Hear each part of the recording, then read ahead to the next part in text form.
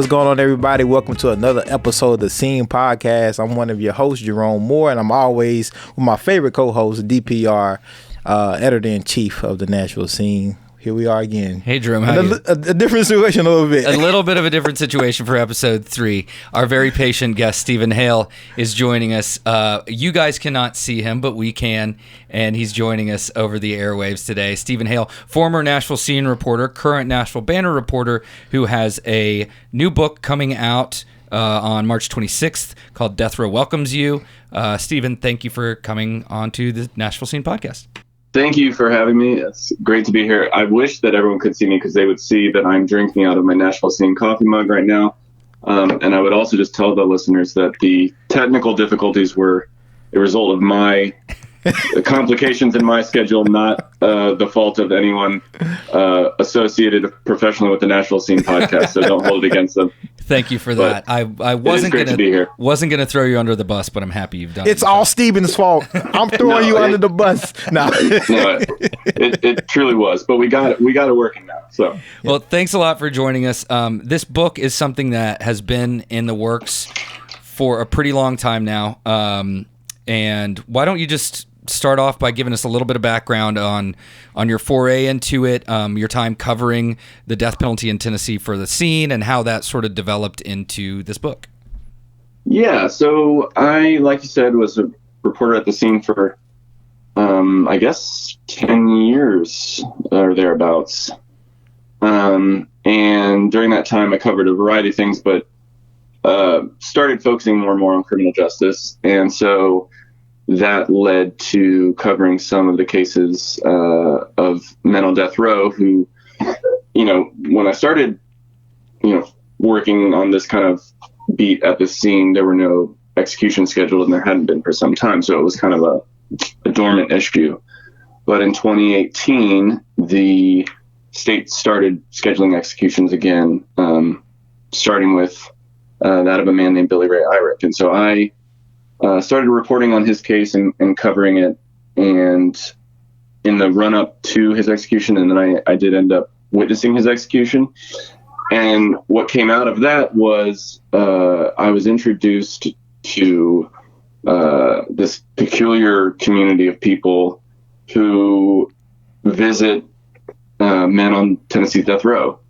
And I didn't know that this community existed. I didn't know this was something anyone did, but over the course of covering that execution and the subsequent ones, I met some of these people, and they ended up kind of inviting me into the community, and I ended up going out to the prison with them to visit some of the guys on death row and getting to talk to them that way, and just kind of tripped into this community that ended up striking me as a bigger story. And so that's kind of was the genesis of the book.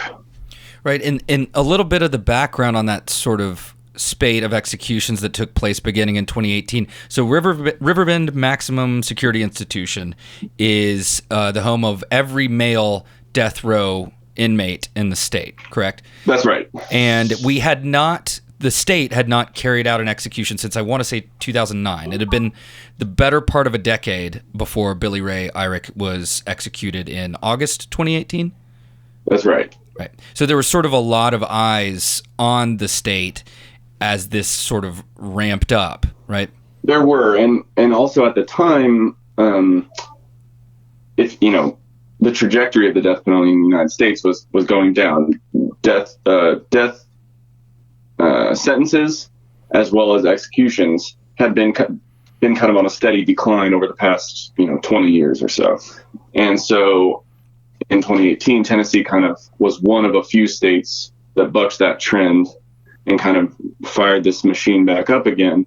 And another reason for the kind of attention that was on the state, as you say, was there was ongoing litigation about the state's, the execution methods. In this case, it was about the lethal injection protocol, but Tennessee had already passed a law making electrocution, the electric chair, its kind of official backup plan, if you will. Mm-hmm. And so there had been a tension about that. And since Tennessee was one of just a few states that was preparing to do this again, there was more attention on it. And then over the next, 2 years, more or less, Tennessee executed more people than any state other than Texas. Mm-hmm. So, it was it was just a small handful of states that were doing this at all, and Tennessee ended up doing it quite a bit there for a 18-month to 2-year period. Mm-hmm. Mm-hmm. And obviously this is a very complicated topic, but a lot of what was sort of, I know this happened in the case of Billy Ray Irick, the first execution that was carried out in that after that long span, and the first that you witnessed, that 3-drug cocktail, as people like to call it, the lethal injection protocol, was seeing a lot of sort of legal hangups and people challenging that, right? Because of essentially, medical experts were saying it's essentially torturing these people to death, right? Right, and like you said, this can be kind of a rabbit hole that you can go down. So we'll try to maybe avoid getting all the way into it, and that, because you could end up talking about that for hours. But yeah, the question a lot of people that are listening might be wondering, is certainly people have asked me when I've talked about this, is, okay, well, why is there any debate about the method? It's not like we don't know how to do this. We could all, sitting here right now, come up with pretty easy ways to do it. And the answers to that are a couple. One is that people do have the constitutional right against being, against cruel and unusual punishment. And so there are certain methods that have been challenged in court, or, potentially, presumably could be challenged in court, and that might be found to not kind of meet that standard. The other issue is that a lot of drug companies, since lethal injection was adopted by most states, a lot of drug companies have declined to let their drugs be used in these executions, and that's due to a lot of pressure from activists and obviously sort of for PR reasons. And so that has led to a situation where states have to get more and more creative, I guess you'd say, in how they pull this off, whether it's what kind of drugs we're going to use or how we're going to get them.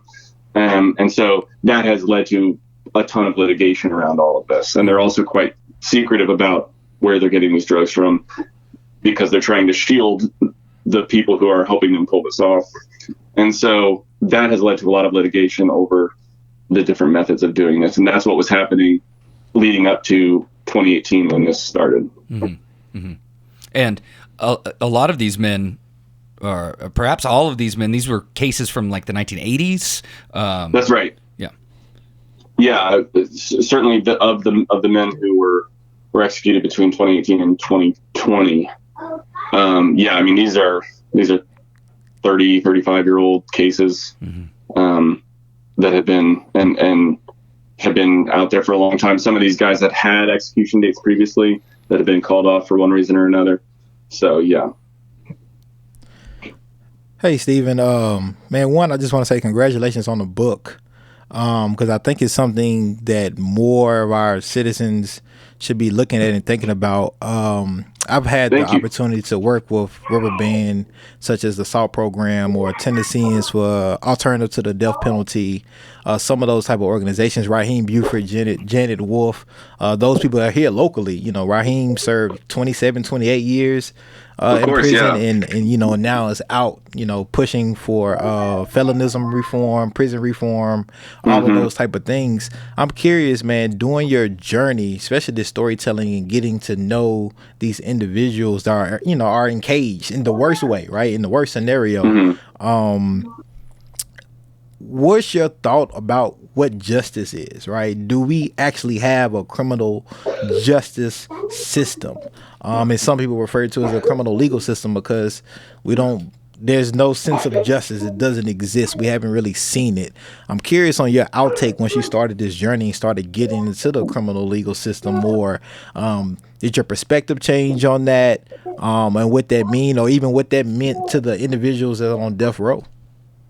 It did change it quite a bit. I change it. I guess maybe I would just say deepen and complicated. I mean, coming into this, I would have told anyone I was opposed to the death penalty, and I had written a lot about mass incarceration. So I was very skeptical of this whole system as a general matter. But as anyone who, I know you said you've had experience working with folks in the prison stuff, if anyone who's had this experience, once you get close to these things, it does change it and give you a clearer view of it for sure. So for me, I mean, I think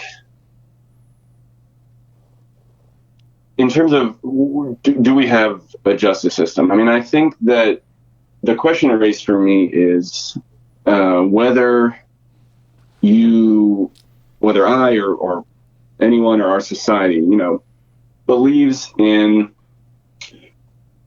redemptive punishment, redemptive violence, meaning, do we think that when someone has harmed another person, and I don't mean to be euphemistic, I mean harm meaning it could be a lot of different things. In many cases, these guys on death row were convicted of murder. Billy Ray Irick was convicted of the rape and murder of a 7-year-old girl. So I by no means want to diminish the seriousness of those crimes. And in the book, almost all the people I write about are admittedly guilty. So we're not talking about innocence cases in those cases. But to say that when someone has killed someone or otherwise harmed them, do we think that there is, with that having been done, and it can't be undone, do we think there's actually something to be gained for society by harming that person in return, right, or some sort of retributory violence, And I can certainly understand the impulse to want that. One thing I write in the book is reading over these cases of what these victims went through, what their families went through. If someone did that to me, I would very much want to do something violent to the person who did it. I could never look down on someone for having that feeling. Mm-hmm. But as a society, asking the question, does this actually accomplish anything? I have to say I don't think it does. And I also think that a fascinating thing about getting to meet people on death row is that you really do learn that the premise of the death penalty is false.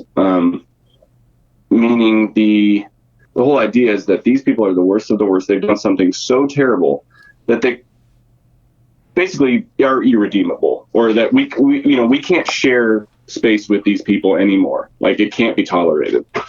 But in effect, what actually happens is that 30 years go by and they become very different older men than they were when they were, 18, 19, 20, when they committed, in a lot of cases, they were that young or in their early 20s and committed these horrible crimes. And they feel like they have nothing in common with the person who did that. And if you get the chance to sit down with them, you will not feel like you are speaking to someone who has done that. And so in what sense are you really executing the person who did that thing? 30, 35, 40 years later, are you really, what's actually happening there? Or are we just, Terry King, who's a central figure in the book and a guy on death row that I got to know very well, put it to me like this. He said, he was very open with me about what he had done. He was convicted of killing a woman and kind of being an accomplice in another murder. And he did not shy away from the blunt facts of that. He told me the whole story. He apologized to me for having to tell it to me because he felt sort of obviously he, felt a sense of shame about this and didn't want me to have to hear it. But he told me it all very openly. And he said, they want to execute the person who did those things. But they already did that when they sent me here. My whole life is gone. And I'm not that person anymore. And I understand to some people that may sound trite. And it can be hard to believe. I think the last thing I would just say, though, to keep from rambling further, is just that I think if more people met guys on death row or even not on death row, just serving long sentences in prisons, that they would be confronted with the same fact I was, which is that they aren't the same person, or at least in many cases they aren't. And so, yeah, it does make me question whether what we call a justice system is actually getting justice. Now, if it's revenge you want, we're probably accomplishing that, If it's something else, maybe. But if it's kind of justice or sort of a healing of the society, probably not. I think too, what you're talking about is an indoctrination that I think all of us have, being American citizens, based on what our country was founded on, right? Violence and harm, right? And so when you talk about if something is done to me, like I want to retaliate and do something to somebody else, right? And it's hard to break that out nature, I think, as Americans in general, because that's what we all kind of indoctrinated and embedded with, that type of harm, that type of punishment, which leads into like that restorative approach that, it's kind of trendy and a buzzword now when we talk about restorative justice that we practice here on a juvenile level pretty well, but it hasn't reached that adult level yet. Did you have any experience or conversations about the restorative approach?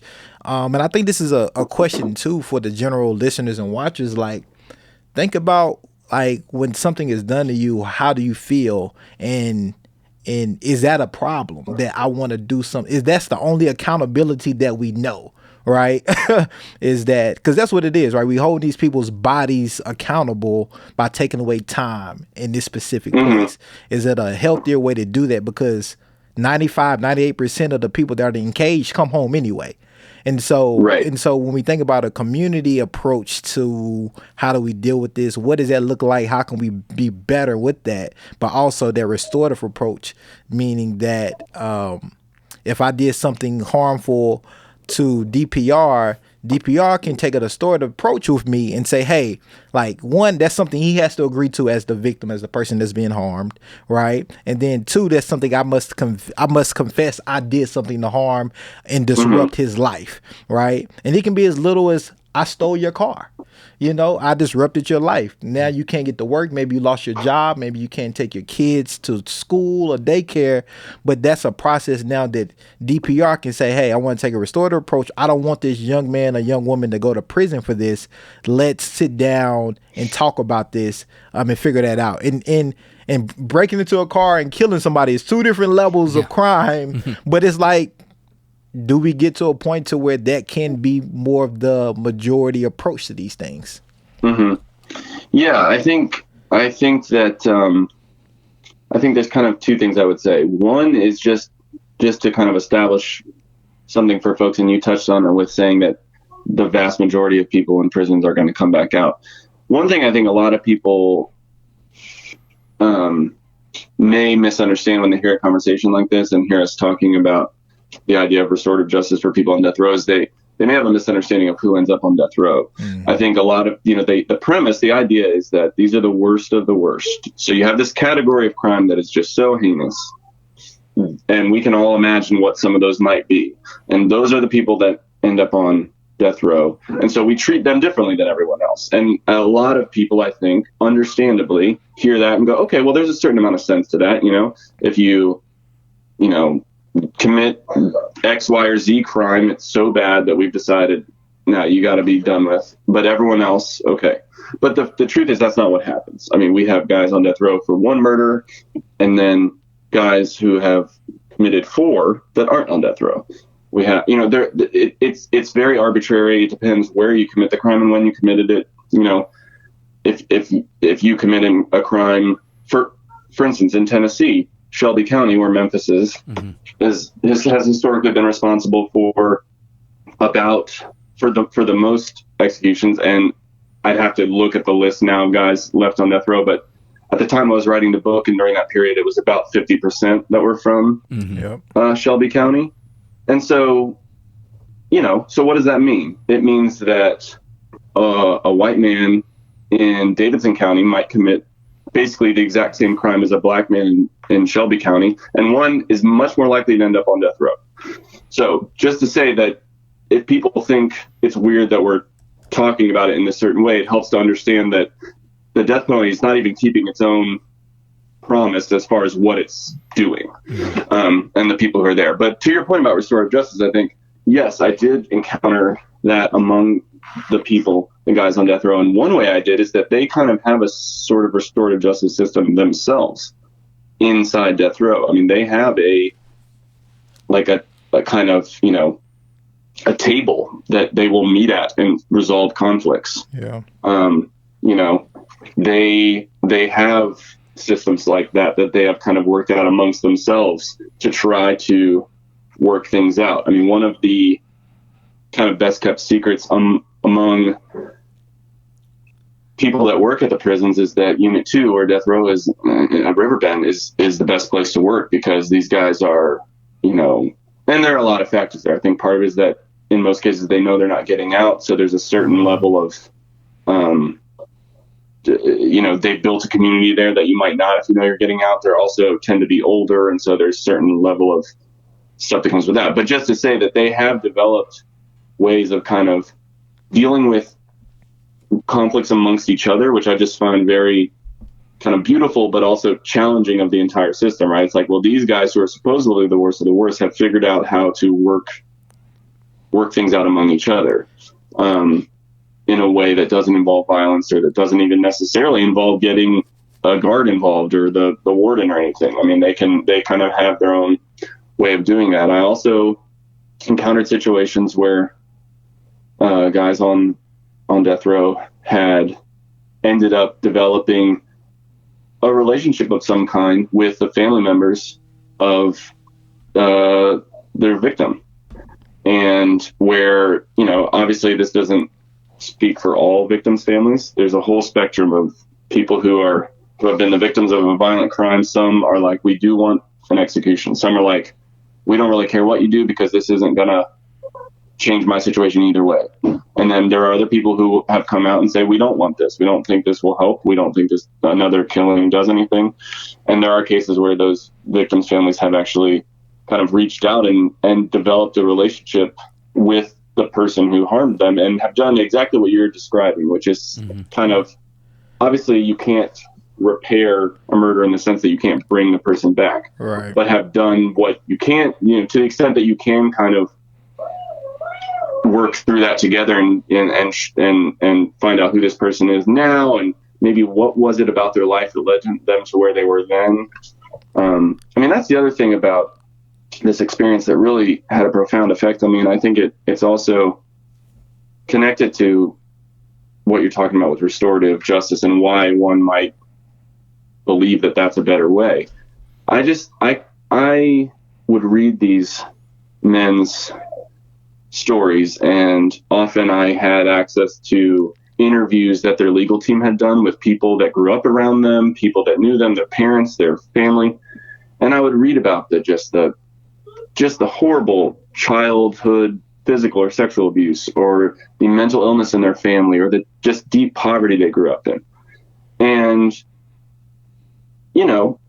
not everyone who survives those things as a child ends up to be someone who murders someone. Obviously, a lot of people go through that stuff and manage amazingly, to me, to live, happy, different lives. But I would read those things and I would say, man, if you replaced my life with this person's life, where would I be right now? Right. And I can't tell you that I wouldn't be where they are. Mm-hmm. And so while that didn't excuse or anything like that, what they did, it did offer an explanation and was humbling to me to be like, by no fault of my own, I was born where I was born, to the parents I was born to. I wasn't abused. I didn't have the kind of profound mental illness that some of these guys were dealing with from childhood. And so I do think it makes you question, like, yes, we want to preserve public safety. If someone's a danger to others, we want to try to prevent them from hurting people. And there's a discussion to be had about how you do that. Right. But if you're going to say, we're going to hold this man accountable for the murder he committed when he was 21, it's like, well, how accountable is he really? I mean, I don't think he's unaccountable, but there's other factors. If this person was profoundly mentally ill, or had been so damaged by other things in their life, does it really make sense to just treat them as if they were this 100% healthy person who made a choice that we can't accept? Or should we bring that all into account and go, okay, what was really going on here? What are the root causes of, why do we have a society that produces people who do these things? Mm-hmm. And what can we do about that too, And I think what you're hitting on, when you say root causes, like it's two things I want to mention. One, you talk about the death penalty and the legacy of it. There's a report, you may be familiar with it. I had to bring it up. It's called The Doomed to Repeat: The Legacy of Race in Tennessee's Contemporary Death Penalty. Mm-hmm. I would urge anybody just to Google it and look that up and it gives you the rundown, especially on the city of Memphis in Shelby County, of pretty much the history of the death penalty and how we got here today, and whether you're a white man or a black man, and just the history where we know kind of what the root from it went from lynching to death penalty, pretty much. Exactly. Short, right. The second point is that root cause that you're talking about. That's what I would like us as a community to explore, right? If we know there's certain conditions and factors that may lead someone to steal, kill, or do some type of heinous crime, and we can recognize this, what are those solutions to combat that so it won't get to the point where a community member is harmed? And that's kind of my, like, my anger and my, like, kind of problem with the system, like, in itself. Like, how can we get in front of this so nobody is harmed? And it seems like we don't want to do that. We don't want to put the resources and the necessary social, economical, nutritional, educational things in communities where more people are prone to harm others due to the lack of those things in place. Yeah, absolutely. And I think everyone should, I am familiar with that report and everyone should check it out. And this conversation cuts across race, class. I mean, one thing death rows in America are disproportionately black, just like prisons, and we could get into a whole conversation about that being because of the legacy of racism and also the root factors that we're talking about, which are also tied to the legacy of racism. I mean, whether that's in Nashville, it's in Memphis, or it's just in the country. The other thing is that, and this of course overlaps with the racial discussion, but it also includes white, people that are in prisons, which is like, you won't walk through death row and meet someone who grew up in, a middle upper class family with decent income parent. Like, I'm sure there might be someone out there, but I didn't meet them. It's very rare. I mean, these guys, whether they're black or white, they grew up in profound, in most cases either in profound poverty or with mental illness or with both. And so, yeah, it's to what you're talking about. There's a very small number of people who are really ever going to be in a position to possibly end up in death row from the beginning. And it's disproportionate on the communities it affects. And yeah, I mean, I just think we know now from studies that the death penalty is not a deterrent. I mean, when people are committing crimes, they're not thinking about how 40 years from now they may end up being executed for this thing they're doing. These crimes are happening in whether it's under the influence of mental illness or whether it's a split-second decision. I mean, most murders, most of these horrible violent crimes are not happening in the kind of way that someone's like doing the calculation on what the punishment's going to be. And so it's kind of a folly to be like, well, if we're just, really, and some people will say, well, yeah, that's because there's such a delay. What we need to do is take these guys out back, finish them right outside the courtroom, which, two things. One is a horrible echo of the sort of legacy of lynching that you mentioned. But two is like, well, is that okay, so maybe you're right. Maybe that would have a deterrent, but is that the kind of country we want? Is that actually the system we want to have? Some people, horrifyingly to me might say yes, but that's the conversation we got to have. But what we're doing right now is like this weird mix of the two that I don't think you can credibly argue is accomplishing the goal. And, again, I wouldn't dream of speaking for victims of crime because I haven't been in their position. But there are a lot of them who, in their own voice, will say that the system doesn't give them the agency they'd like to have or do what they would want to see from it either, whether that's the death penalty system or just the justice system in general. And, I think that facilitating more interactions between these guys who are both just in prison in general, but on death row and the outside world would really change a lot of people's minds about this. And I do know that a lot of them would love the chance to reach out to family members of victims. They're not allowed to do that for, I think, well-intentioned reasons. They're not allowed to just get on the phone and call up the mother of the person they killed or something. But if there was some way to make that an option for people, I do think it could be pretty profound, you know. Well, Stephen, it's a really powerful book. I've been enjoying my time reading it and sort of revisiting your work that you did while you were here with the scene, covering it for us, and just congratulations on the book. It's a really powerful read, and I hope that folks get their hands on it and, you know, spend some time thinking about what it means. And it comes out March 26th, right? It's March available 26th. March 26th, yeah, and yeah, I mean, I would obviously be thrilled if people would buy it from a bookstore that exists in the real world. That, oh, really? You're not just going to give it away? People were, oh, well, you know. You want people to buy it? No way. I think he's pointing people away from Amazon and toward I would love the them local to buy it from other human beings in real life, There you go. if they can. Yeah. Because we do have some great shops here in town that carry books, and I want them to stick around. So, Sure. But yeah, thank you very much. March 26th, and I appreciate you having me. Yeah. Thank you for joining us, Stephen. It's always a pleasure to talk to you, pal. Stephen, good. Of course. Good meeting you, man, and congratulations again, and good work, man. Hey, thanks a lot. And yeah, next time we'll see if we can make this audio situation even more person. complicated. All right, man. Take care. Thank you. All right, see you. Well, we are here with a longtime Nashville scene contributor, Britt McKenna, who wrote our latest cover story on Casey Musgraves, whose new record is out this week, Deeper Well. Britt, thank you very much for joining us. Yeah, thank you guys for having me. This Welcome to the pod. Thank you. Yeah, it was a really great read, and I'm glad you managed to pull it off for us. I know there was some tricky timing. Casey was like literally performing on Saturday Night Live the week that we were trying to line up the schedule to interview her, but it turned out great. So I'm very glad to have you dig in on it and talk to Casey. Tell us a little bit about the background of Deeper Well. I think it's her 5th record. Yeah. And recording, I know they recorded in New York at Electric Lady Studios, right? Tell us a little bit about that. Yeah, so, if you've been following Casey, then you probably listened to Star-Crossed, which came out in 2021. That one was more, I wouldn't call it a pop record. A lot of people did. It had some pop songs on it, but people kind of saw that as like a step away from country for her. It was also very kind of widescreen and maximalist.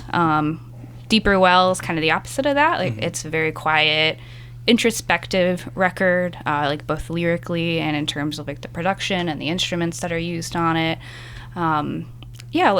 She recorded it at Electric Lady Studios in New York, famously once home to Jimi Hendrix, or home away from home. And the kind of New York folk scene influence makes its way into the sound a lot, which I think you can kind of hear right off the bat. Yeah, and like you said, that last record kind of maximalist, and this one, and the last one was a huge record. I mean, she was already a star at that point, but that kind of was the stratospheric level, So this one, to kind of bring it back down and find that influence from that New York folk scene, it's a pretty different direction, right?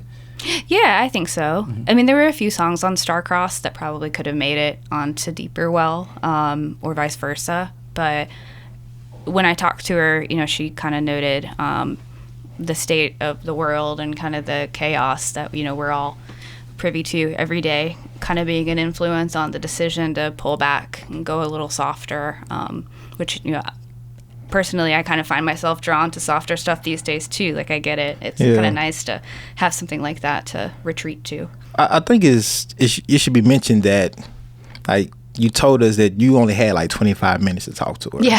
Right? But when you read it, like, it sounds like you really spent the day with her, right? And so somebody that was kind of newly introduced to her, I was able to learn a lot about her journey with your article. So it's a great cover story.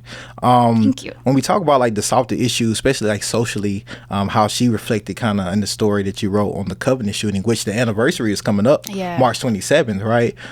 Can you dig into a little bit about probably some stuff that maybe didn't make it in the cover story about that and that process with her, and kind of just the state when we're talking about artists being able to focus and kind of address some things that happen socially, musically, in their art form in their own particular way?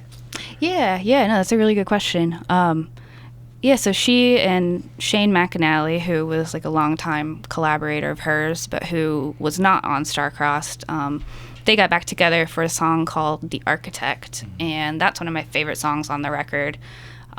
She said Josh Osborne was in the room with her too. Yeah. But he's not in the co-writing credits, so I Okay. guess maybe he was just kind of hanging out. But yeah, it was it hadn't been long since the Covenant shooting, and I think like a lot of us, she was kind of feeling, okay, here I am going in to write a song. Meanwhile, these families and of these children and staff members' lives have been shattered senselessly. This feels a little trivial. I can relate to that. I kind of felt that way for a while too, just doing my own work. But it sounds like, they were able to kind of sit and talk through some similar feelings that they were all kind of experiencing around that. And that out of that conversation, the song The Architect was born. And that track kind of questions the existence of God, kind of questions the intentions of God, if there is one, or a higher power, however you look at it. I just think it's a special song, and it's probably my favorite on the record. Yeah, I like when artists have that type of substance in their music to like address like real life things that are happening and how's it affecting them.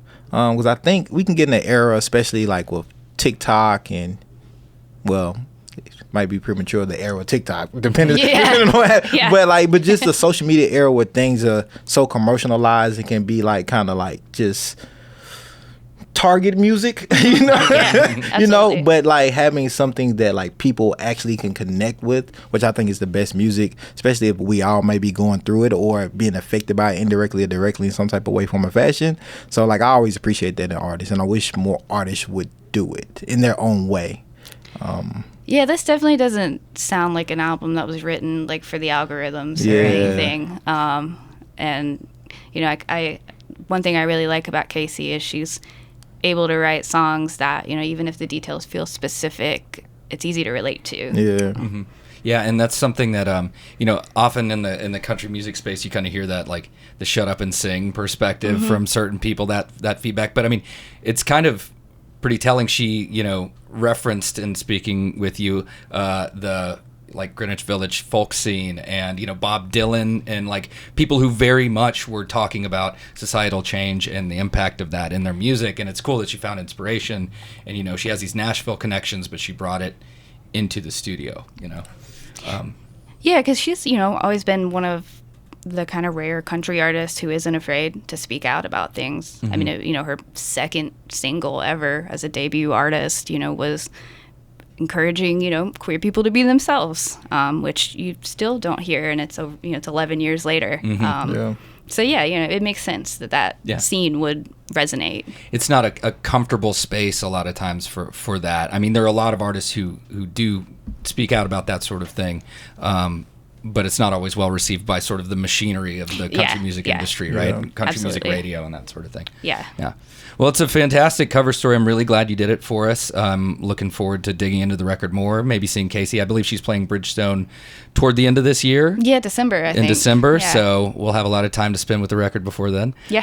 She said she's going to get you some tickets, right? VIP? Casey, we need them tickets. I'm sure she's listening, Yeah, Casey. I was promised all kinds of things. So we want Totally, VIP passes, access, all of that. Yes. Well, thank you very much, Britt. Thank you for the story, and thanks for joining us Yeah, today. thank you guys for having me. Thank you, Britt, for sure.